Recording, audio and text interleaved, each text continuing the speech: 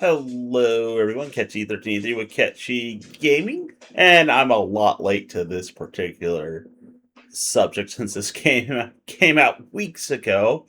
I was a bit busy with life doing its thing and throwing curveballs at me, and I did not pre-order this game in any capacity. So by the time it came out, I'm like, yeah, let's give it a try.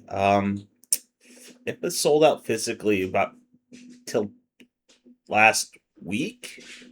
So yeah.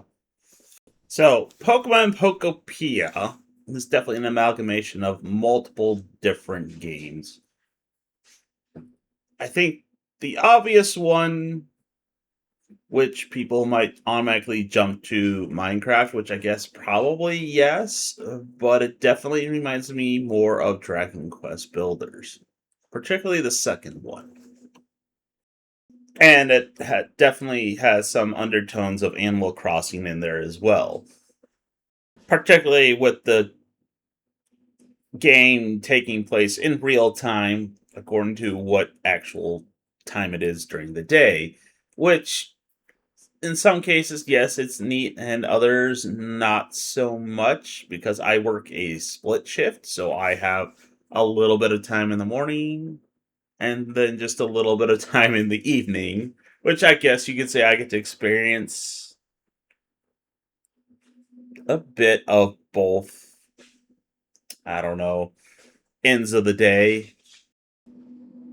But it does have its downs in terms of trying to do things because of that. I haven't tried manipulating the clock, but something tells me it would work, though. The premise of the game being that Ditto is woken up out of his Pokeball and remembers his trainer, but it's been a really, really long time, like an extremely long time. And all the other Pokemon and the humans are just gone.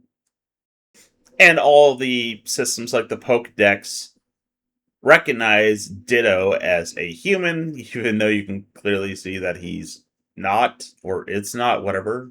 And you start out this whole entire adventure of more or less rebuilding the environment and making it more habitable for other Pokemon. Now, I don't know what caused said environmental destruction. We'll find out, I guess. Now, I don't know how heavy-handed this environmental message is going to be. I mean, it was really common back in the 90s, believe it or not, with a lot of games coming out of Japan. Final Fantasy VII. Yes, that was intended to have an environmental message. I don't think it stuck or even landed on that chord with most players, to be honest. But that was part of their intention with the story of the game. This one seems a bit more obvious to it, or maybe I'm just a little bit more, I don't know, aware of it. One thing I will say about this game, though, it's hitting all the right buttons for me. I have a tendency to like certain kinds of repetitive games. This one, just spraying the water and watering the surrounding terrain. I don't know why, but I like doing it. It's weird. I mean, I can go to work, perform repetitive tasks, and it's boring as all hell, but here, I'm actually doing nothing except for making the ground wet and turning the grass green, and I just absolutely like what I'm doing. I mean, it's not the only thing I'm doing. Yes, I'm breaking blocks, helping the other Pokemon, and stuff like that, but for whatever reason, this game is just clicking for me. The first act then accumulates in a meeting with a legendary Pokemon. Don't ask me which one, because outside of the first 151, I'm including you in that. I have no idea who the legendary Pokemon are. Even for the games that I played, I can't even remember the Sword and Shield other than Sword Wolf and Shield Wolf.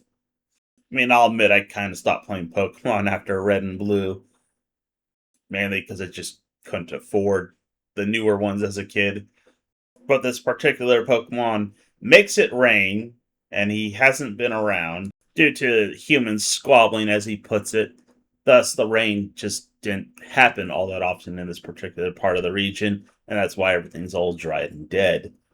Although the rain didn't revive all the parts of the map that I didn't water, which was slightly disappointing, but I kind of get why. And the rain was to soften the clay in order to make it so you could rescue a onyx who was trapped in the cave because he took a nap. I'm kind of under the impression a lot of these Pokemon that are showing up were in a sort of hibernation kind of state. Now, I don't entirely know at this point. I don't know if you'll be able to go crazy in terms of what you build. Something tells me you will, if you really wanted to. And that might come later as well, as you build various buildings. Like they want you to rebuild a Poke Center in order to attract humans to the region again. Now, I don't know if the humans are alive at this point, but that's kind of the intention, is to repair and rebuild everything so that Pokemon and humans will come back. And on more than one occasion, they make references to other Pokemon games. Like they have an article in a newspaper talking about Misty, the gym leader, not the character from the TV show, although they're the same. But so far, I'm enjoying it. Yes, it's slow paced. It is a cozy game involving Pokemon, so it's probably why people like it a lot. But at this point, I'm going to have to see where it goes. And there's just a boatload of things going on with my life right now, so we'll see how long it takes for me to actually get through a decent amount of this to figure out what's going on. But so far, I am enjoying the game. And I'm not going to say because you're a Pokemon fan, you're going to. I feel like this is a particular niche that some people will definitely enjoy. If you're looking for the RPG action of Pokemon, this is not going to be a game for you. Anyways, if you made it this far, thanks for watching. Have a good one.